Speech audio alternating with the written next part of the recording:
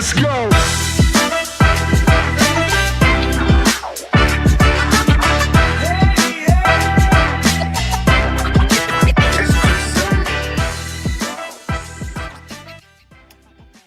Yeah, baby, here we go now. Welcome to the MLB Best Bet Show here on the Covers YouTube channel, coming at you live here on Monday morning. So if you missed the announcement last week, we're kind of switching up our baseball betting program for the next couple months. Anyways, with things just basically becoming baseball heavy with no more basketball, no more hockey. Football's like 10 weeks away now. So we're merging the two shows, the Bad X, Before You Bet, coming together. And we're going to be with you guys 5 days a week, Monday through Friday, 9:15 Eastern. The Bad X, Derek Carty's still going to be with us 3 days a week on Tuesday, Wednesday, and Friday. And best bets from myself and the other guys. John Metler, Jingle's still on vacation, by the way. He'll be back a week from today. Speaking of one of those other guys, let's bring him in. John Metler. There he is. John, the magic ass man. How are you today? You have a good weekend? Yeah, I did. Anything special happen on Sunday Night Baseball last night? Any starting pitchers punch out 13 guys or anything like that? You're going to put me on a baseball show? I'm going to be insufferable with the Tigers having the best record now. Let's go. Our resident Detroit Tigers fan, John Metler, season ticket holder. Yeah. No messing around here. Yeah, great weekend here. Thanks for asking, by the way, John. Summer's here. Hit some golf balls. I went swimming.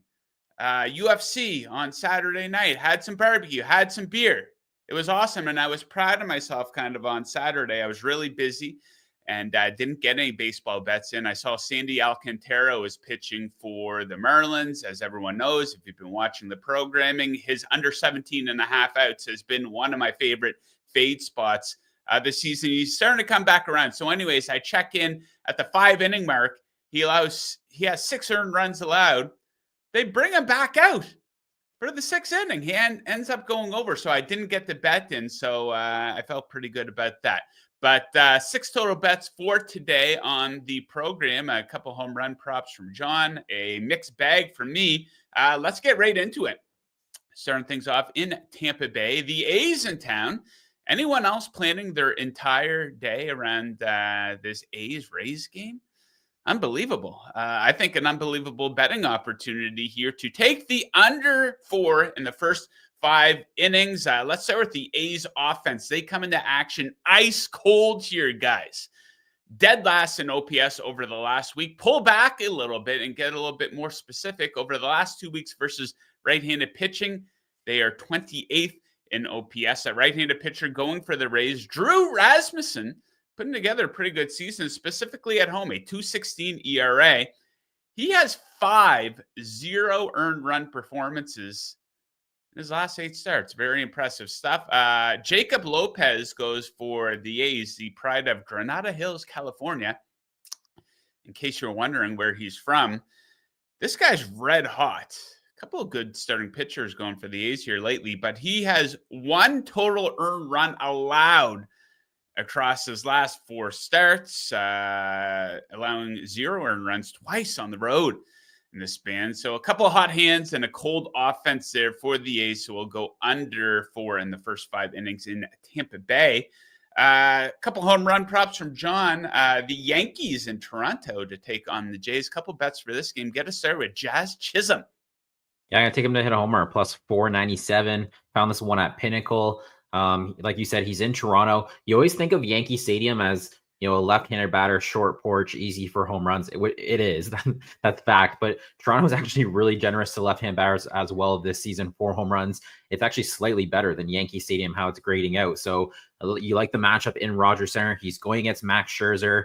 Max Scherzer, one of these guys, I can't believe he's still pitching, but he is. And he's always been a little more susceptible to left-handed batters. Chisholm is a left-handed batter, so it's lefty-righty here. Chisholm, 12 of his 13 home runs have come against right-handed pitchers, and he is red hot right now. He's hit 3 home runs in his last 4 games. I think his last 15 days, he's batting over 300, OPS just under 1,000. And I feel like Jazz Chisholm is one of those guys, when he gets hot, he gets really, really hot. So I'm going to ride it here. Projections have this about plus 400. So you do have a nice edge at this price point here. So give me the plus 497 for Chisholm to go yard today.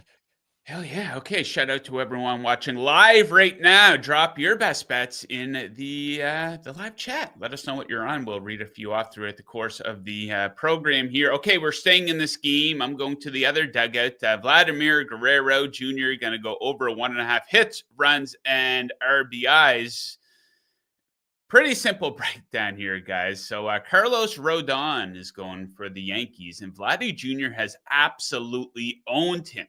He is 8 for 12 in his career versus Carlos Rodon. 8 hits in 12 at-bats. That's pretty damn good. He's also really good versus left-handed pitching. A 980 OPS versus lefties. He has an OPS over 1,000 over the last 2 weeks. He does a lot more damage at home here, too. So simple as that. No need for a further breakdown. Vladdy Jr., decent number, minus 105 on the juice on that one. Okay, home run prop number 2. John, what are you looking at? I go Elliot Ramos to hit home run plus 560, playing in Arizona tonight. He's going against Ryan Nelson, who isn't necessarily someone, he's not like one of our favorite pitchers like Jameson Taillon, who just serves up home runs.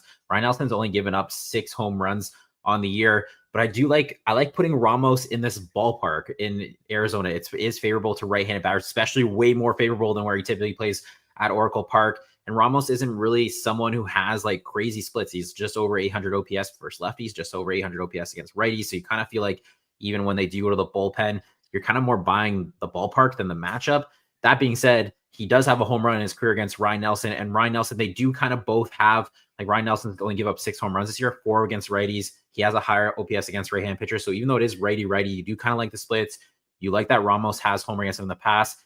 But I would say the basis of this bet is more or less to just put him in that ballpark at plus 560. I think the plus 560 is a little off here. Should be closer to plus 400. That is a pretty sizable probability gap. So give me Ramos to hit home run plus 560 tonight in Arizona. Okay, yeah, Luke Murphy in the live chat. Burns K's against the Red Sox. I'm guessing he's talking over for Burns' case. Maybe he's doing a ladder, potentially. And Will.i.am agrees with him. He says, I love that, Luke. Look at that. A couple of guys in the live chat getting along. Always nice to see on a Monday morning. Okay, my final bet of the day is my favorite bet of the day. Patrick Corbin, under 16.5 outs. He's pitching at home against the Orioles. Now, it's not quite, the usual celebration that many of us have grown accustomed to over the past couple seasons, and at the start of this year, Patrick Corbin Day, because he's been pitching decently this season, but he might be showing his true colors, and it might be time to jump back on that fade Corbin train here. He's been roughed up. He's allowed 9 earned runs, 17 total base runners allowed over his last 2 starts. One of those starts, his most recent one, came against his opponent tonight, the Orioles. They scored 5 against him, had 9 hits. Now, specific to this number, 16.5, he's gone under this in 6 of his last 7 starts. Not a guy with a very long leash. He's had under 90 pitches in 10 of his 14 starts this season. The Orioles obviously not great offensively this season. They've been pretty good against Corbin. I talked about that start a week ago. Their hitters combined for a 321 average, 851 OPS, and 56 combined ABs against him. And they are kind of hot coming into action here.